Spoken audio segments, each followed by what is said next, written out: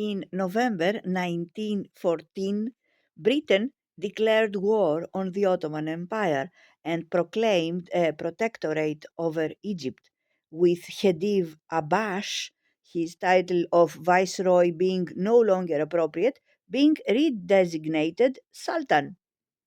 Only 4 years later, however, Egypt was granted full independence with a few reservations and became, in its own right, a kingdom.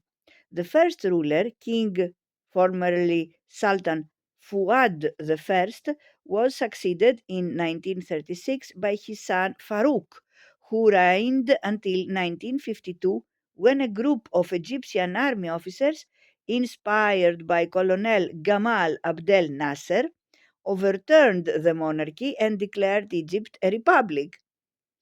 In 1954, they concluded a treaty with Britain, whereby all British forces were to be withdrawn from the Canal Zone.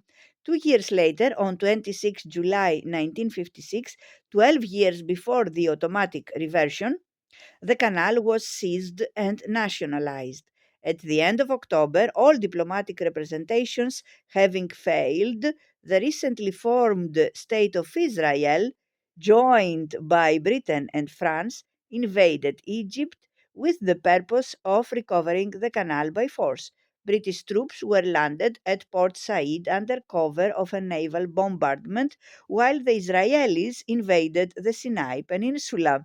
Soon, however, international disapproval for the operation, and particularly that of the United States, became so strong that in December the Anglo French forces were obliged to withdraw, leaving Nasser, despite severe military losses, triumphant and the canal firmly in Egyptian hands.